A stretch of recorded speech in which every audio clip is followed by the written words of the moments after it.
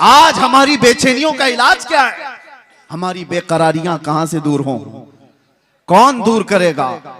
यह हमारे इफलास का इलाज क्या हो सकता है? आओ बारगाह सिद्दीक अकबर में। सैयदना अबू बकर सिद्दीक रज़ियल्लाहु ताला गर्मियों के दिन अपने घर से बाहर निकले और रसूल पाक सल्लल्लाहु ताला अलैहि वसल्लम अपने हुजरे से बाहर निकले। ऐन इत्तेफाक उसी वक्त नबी पाक सल्लल्लाहु ताला अलैहि वसल्लम बाहर आए। हजरत अबू बकर से पूछा, माँ बिका या अबू बकर, ऐ अबू बकर क्या हुआ तुम्हें, इस वक्त क्यों आए हो? हजरत अबू बकर ने क्या कहा? भूख की शिद्दत ने मुझे या रसूल अल्लाह बाहर निकाल दिया घर से। तवज्जो चाहता हूं, भूख की शिद्दत ऐसी है या रसूल अल्लाह, बाहर आ गया। थोड़ी देर आगे गुजरे थे, हजरत उमर भी मिल गए। उसी वक्त उनसे भी रसूलुल्लाह ने पूछा, क्या उमर इस वक्त तुम क्यों आए? उन्होंने कहा, शिद्दत भूख की ऐसी है या रसूल अल्लाह, हम बाहर आ गए। ये तो सुनिए आप, ये हदीस मौजूद है। और फिर मेरे आका उन्हें एक बगीचा ले गए। लेकिन ये दोनों सहाबा भूख लगी है तो घर से बाहर क्यों निकले? हजरत अबू बकर से पूछो, हजरत उमर से पूछो।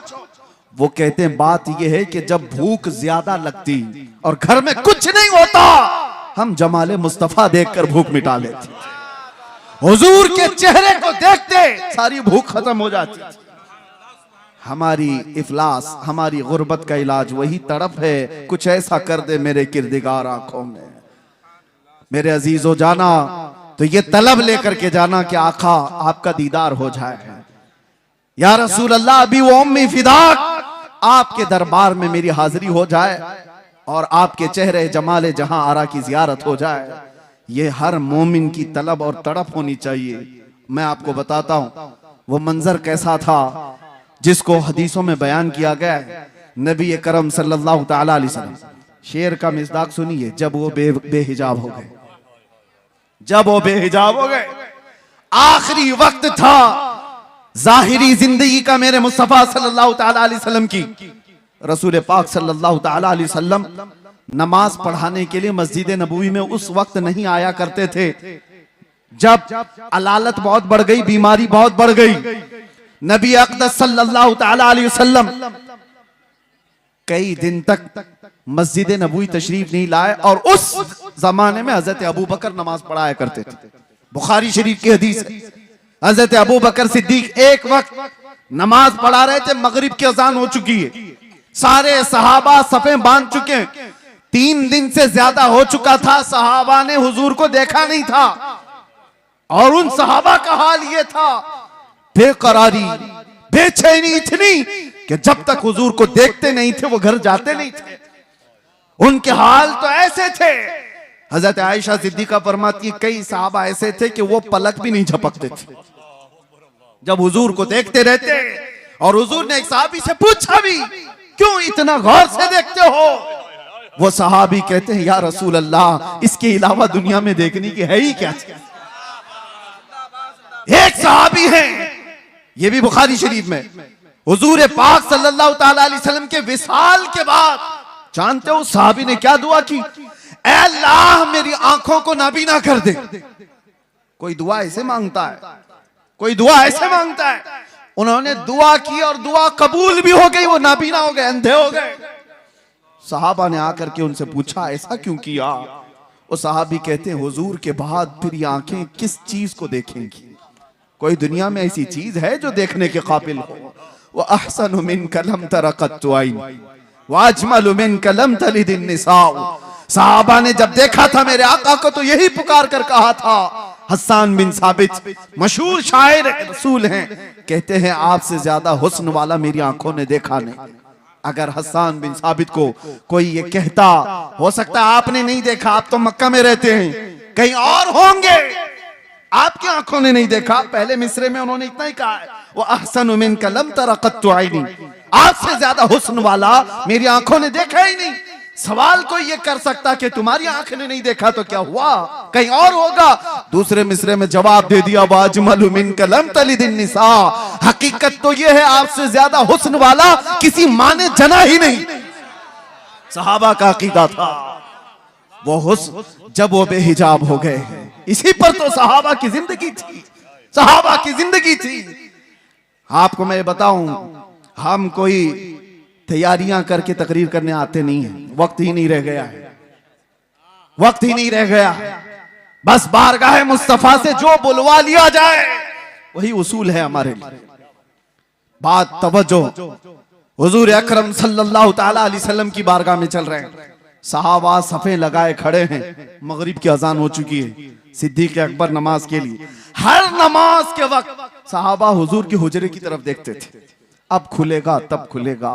3 दिन हो गए हुजूर का हुजरा खुलता नहीं था। यह आखिरी अय्याम है मेरे आका की जिंदगी के, जाहिरी जिंदगी की, और वो मगरिब की नमाज ऐसी कि सहाबा सफे बांध कर नमाज के लिए रकत बांध रहे थे। इसी असना में हुजूर का हुजरा खुल गया। नबी करम सल्लल्लाहु ताला अलैहि वसल्लम का हुजरा खुला, पर्दा हटा, हुजूर अपना चेहरा मुबारक बाहर निकालकर सहाबा की सफ़ें देखने लगे। अल्लाहु अकबर। सहाबा कहते हैं कि अन्ना वजहहू वरक़तु मुसहफ़। सब सहाबा किबले की तरफ, आज भी जाएं आप मस्जिद नबवी, हुजूर का मेहराब इस तरफ है तो हुजूर की जालियां, जो हुजूर का हुजरा था आपके बाएं नजर आएगा। किबला सामने है, हुजरा बाएं है। बुखारी की हदीस है, सारे सहाबा हुजूर के हुजरे की तरफ देख रहे थे हालत नमाज में। और फिर सहाबा ये कहते हैं फहममना अन नफ्ततिन, हमें ये गुमान हो गया कि हम सब जो है उछल कूद करने वाले, रक्स करने वाले, वज्द में आने वाले हैं। और उसके बाद वो सहाबा कहते हैं हुजूर को हम देख रहे थे कि अन्ना वजहहू वरक़तु मुसहफ़िन, ऐसा लग रहा था मेरे आका का चेहरा जैसे कुरान का सफा हो, कुरान का सफा हो। और सहाबा देखते रह गए। आज तक किसी मुल्ला ने ये नहीं कहा कि वह सहाबा का किबला बदल गया था तो नमाज टूट गई। चेहरा पूरा का पूरा बदला था, किबले से बदल करके मेरे आका के हुजरे की तरफ देख रहे थे सहाबा। किसी ने नहीं कहा, बुखारी को नहीं कहा, मुस्लिम को नहीं कहा क्या ऐसी हदीस लाए हो कि सहाबा पूरे के पूरे बदल गए थे।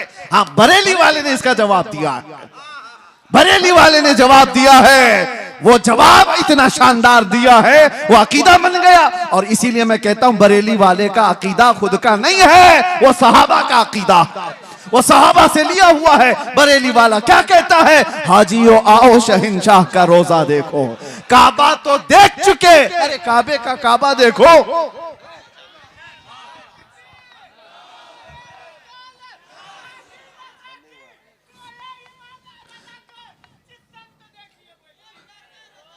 तवज्जो, मेरे आका सल्लल्लाहु ताला अलैहि वसल्लम की तरफ हालत नमाज में सहाबा देख रहे हैं।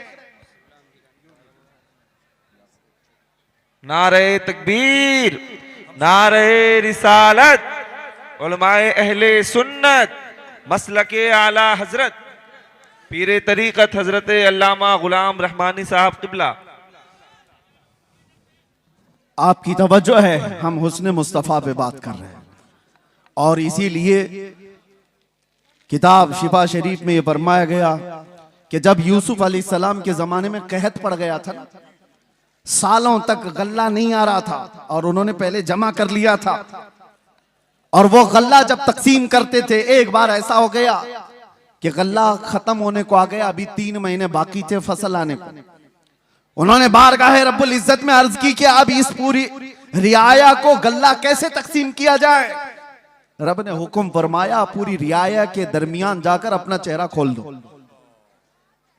और यूसुफ अलैहिस्सलाम मजमे में आकर अपना चेहरा खोलते, उनका हुस्न देखकर लोगों की भूख मिट जाती।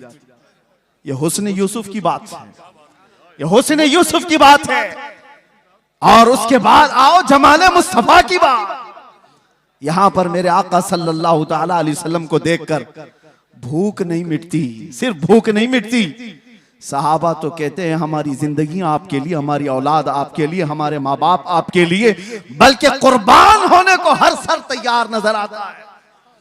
भूख मिटाना अपनी जिंदगी की जरूरियात, लेकिन जान देना ये और मामला। हुस्न देखकर जान देने की बात होती। बारगाह मुस्तफा सल्लल्लाहु ताला अलैहि वसल्लम में इमाम आजम अबू हनीफा से एक शख्स ने सवाल किया था कि सुना है एक काफिर की मौत, बदबख्त की मौत जब आती है तो उसकी रूह निकालने का दर्द बहुत ज्यादा होता है, और एक मोमिन साले आशिक मुस्तफा की रूह निकाली जाती है तो सुकून के साथ वो दुनिया से जाता है। क्या इसकी कोई असल है आपके पास? इमाम आजम ने कहा कि जाओ सूरह यूसुफ पढ़ो, समझ में आ जाएगा। वो सूरह यूसुफ पूरा पढ़ के आया, उसमें मौत का कहीं जिक्र ही नहीं। वो आया और कहने लगा कि इसमें तो कहीं ऐसा है नहीं कि बदबख्त की रूह अलग निकाली जाएगी और मोमिन सालेह की रूह अलग निकाली जाएगी। कहा फिर पढ़ कर क्या? फिर पढ़ करके आया, कहीं जिक्र नहीं है। आपने पूछा फिर पढ़ा क्या? उसने कहा यूसुफ और जुलेखा का वाकया पढ़ा, पूरा यूसुफ और जुलेखा का वाकया पढ़ा। कहा क्या वाकया पढ़ा? कहा यूसुफ अलैहिस्सलाम बड़े हसीन थे और जुलेखा उन पर फिदा हो गई थी। औरतें जब ताना देने लगी शहर की, जुलेखा ने एक दावत की और उसमें औरतों को बुलाया और सबके हाथों में एक तेज चाकू दिया और लीमू दिया, और फिर यूसुफ को बुलाया और सब औरतों से कहा लीमू काट दो। औरतों के हाथों से लीमू गिर गया, 4 उंगलियां कट गई। ये वाकया कुरान में है। फलम्मा समिअत बिमकरिहिन्न अरसलत इलैहिन्न वअअतदत लहुन्न मुत्तकअन वआतत कुल्ल वाहिदतिन मिनहुन्न सिक्कीना वक़ालत इखरुज अलैहिन्न फलम्मा रअयनहु अकबरनहु वक़त्तअन अयदियहुन्न वक़ुलना हाशा लिल्लाहि मा हादा बशरा वक़ुलना हाशा लिल्लाह। ये औरतों का वाकया कुरान में मौजूद है, सुना है आपने? यूसुफ और जुलेखा का वाकया। इमाम आजम ने कहा अच्छा ये तो पढ़ लिया तुमने। और औरत ऐसी जात है, काटना तो दूर की बात, अगर उसको चूंटी भी लग जाए तो वो उछल कूद करती है। अरे वो कॉकरोच से डरने वाली, वो छिपकली से भागने वाली, आधा हाथ काट ले ऐसा कैसे हो सकता है? औरत आधा हाथ काट ले, ये होगा नहीं। तो उसने कहा बात दरअसल ये है, वो काटी नहीं है, कट गई है। काट तो नहीं सकती, कट गई। कैसे कटी? कहा हुस्न यूसुफ में ऐसी मशगूल थी कि कट गई, पता नहीं चला। इमाम आजम ने कहा बस यही बताना चाहता हूं, यूसुफ का हुस्न देख करके औरतों की उंगलियां कट जाए पता नहीं चलता। तुमने सवाल किया आशिक मुस्तफा की रूह निकलने में दर्द नहीं होता? बात यही है, रूह निकलने का वक्त होता है तो रूह निकालने वाला फरिश्ता बाद में आता है, ताजदार मदीना पहले आते हैं। उसके सिराने मेरे आका तशरीफ लाते हैं। इधर वो मुस्तफा के जमाल को देख रहा है, उधर मलकुल मौत रूह निकाल रहा है। अरे वहां हुस्न यूसुफ पे कटने वाली उंगलियों का दर्द नहीं था, यहां हुस्न मुस्तफा पे निकलने वाली रूह का कोई दर्द नहीं होता।